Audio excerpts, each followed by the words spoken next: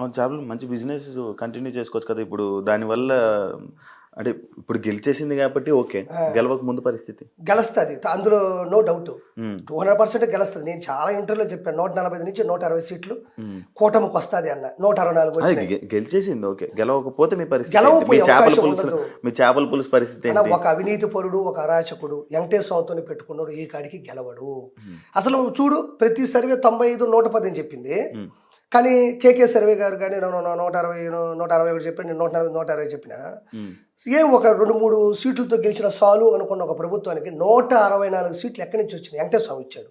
హ్మ్. కేవలం ఏడుకొండల వెంకన్న స్వామే హ్మ్. మొత్తం భరించి పైనుండి అఘాయిత్యాలు, పైన అన్నప్రసాదాలు, లడ్డులు, బూతులు, చికెన్లు, మటన్లు వండుకొని తినే ప్రభుత్వం హ్మ్. కింద నుంచి పైకి సామాన్య భక్తులు విలువ లేకుండా పోవడం. ఇప్పటి వరకు ఎప్పుడు పూజారులు చికెను అవన్నీ మేము ఎప్పుడు వెళ్ళలేదు. మీరు చెప్పడమే. మీ నేను నోట్లోనే చెప్తున్నాను కదా!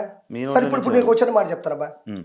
క్రిస్టియన్స్‌లో ఉండేటువంటి వైవి సుబ్బారెడ్డి గాని, హ్మ్. కరుణాకర్ రెడ్డి గాని హ్మ్. ఎందుకు బోర్డు చైర్‌పర్సన్‌గా ఉండాల్సిన అవసరమే ఉంది. హ్మ్. ఇప్పుడు నేను ఒక చర్చికెళ్తాను. నన్ను ఫాదర్‌గా ఒప్పుకుంటారా? పాస్టర్‌గా ఒప్పుకుంటారా? ఒప్పుకోను. ఒక వ్యక్తి వచ్చి నేను బ్రాహ్మణుడిని అని చెప్పేసి 2 జంజాలు యేసుకుంటే, లేపోతే మెడలో యేసుకుంటే ఒప్పుకుంటావా? హ్మ్. అదే నేను అల్లా దగ్గరికెళ్ళిపోయి హ్మ్. నేను ప్రార్థన చేస్తుంటే వాళ్ళు ఒప్పుకుంటారా? హ్మ్. అంటే ఏదైనా ఒక మతానికి ఒక ఆచారం ఉంటది. ఒక కట్టుబాటు ఉంటది. ఒక హ్మ్. శిలాశాసనం, శిలా ఫలకాలుంటాయి. హ్మ్. వాటికి తగ్గట్టే ఉంటది. వినాయక స్వామికి ఒకలా ఉంటది.